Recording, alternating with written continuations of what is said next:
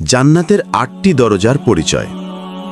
পৃথিবীর জীবনে মানুষ যত পরিশ্রম করে, যত পরীক্ষা দেয়, তার প্রকৃত পুরস্কার লুকিয়ে আছে আখেরাতে। আর মুমিনের সেই চূড়ান্ত গন্তব্য জান্নাত। আর এই জান্নাতের আছে ৮টি মহিমান্বিত দরজা, যেগুলো দিয়ে প্রবেশ করবে পৃথিবীর সবচেয়ে সফল মানুষরা। প্রতিটি দরজা নির্দিষ্ট নেক আমলের মানুষদের জন্য আলাদা করে প্রস্তুত করা হয়েছে। আজকের এই ভিডিওতে আমরা দেখব জান্নাতের সেই ৮ দরজার নাম, তাদের বৈশিষ্ট্য এবং কোন আমলে কোন দরজা দিয়ে ডাকা হবে একজন মুমিনকে। পবিত্র কোরআনে বলা হয়েছে, যারা বিশ্বাস করে এবং সৎ কর্ম করে, আমি অবশ্যই তাদের প্রবেশ করাবো জান্নাতে, যার নিচ দিয়ে নদী প্রবাহিত। মহানবী সাল্লাল্লাহু আলাইহি ওয়াসাল্লাম বলেছেন, পরিপূর্ণরূপে ওযু করে যে ব্যক্তি এই দোয়া বলবে, আশহাদু আল্লা ইলাহা ইল্লাল্লাহু ওয়াহদাহু লা শারীকা লাহু ওয়া আশহাদু আন্না মুহাম্মাদান আবদুহু ওয়া রাসূলুহু, তার জন্য জান্নাতের ৮টি দরজা খুলে দেওয়া হবে। যে দরজা দিয়ে ইচ্ছা তাতে প্রবেশ করবে। সহিহ মুসলিম। তাহলে চলুন ডুবে যাই জান্নাতের বর্ণনা, আলোর ঝলকানি আর আল্লাহর রহমতের অসীম প্রতিশ্রুতির মাঝে।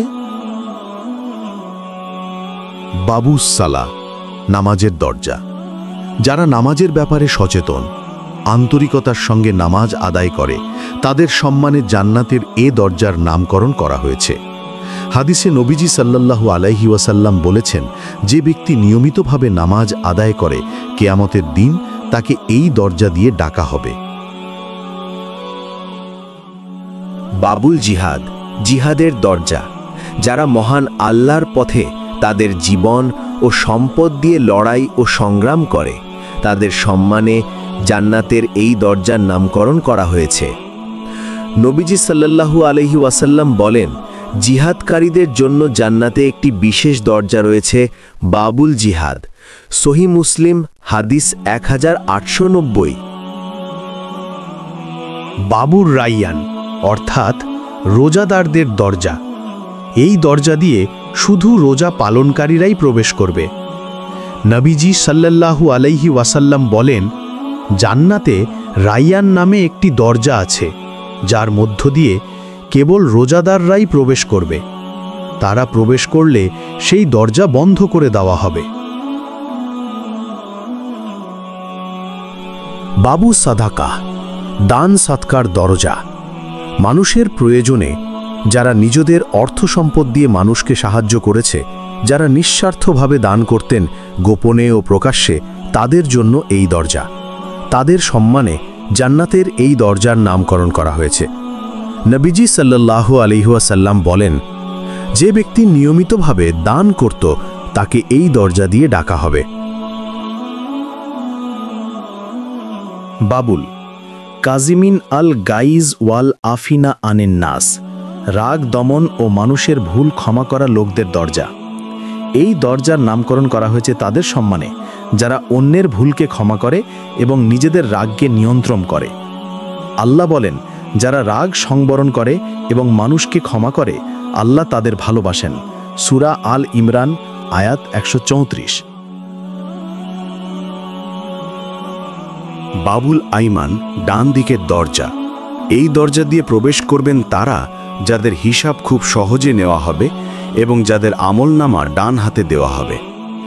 নবীজি সাল্লাল্লাহু আলাইহি ওয়াসাল্লাম বলেন, যাদের ডান দিক থেকে ডাকা হবে, তারা এই দরজা দিয়ে প্রবেশ করবে।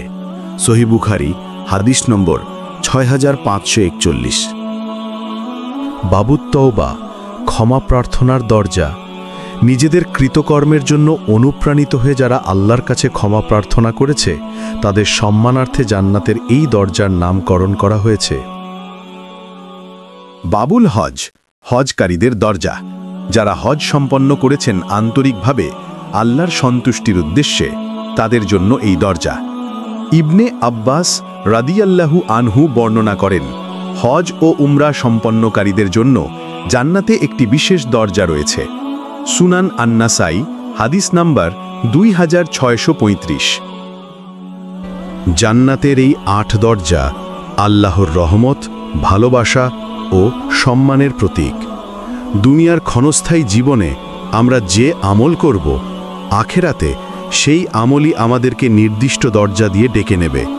আসুন চেষ্টা করি এমন জীবন গড়তে যাতে আল্লাহ আমাদের যে কোনো একটি নয়, যে কোনো দরজা দিয়ে জান্নাতে প্রবেশের যোগ্য বানিয়ে দেন।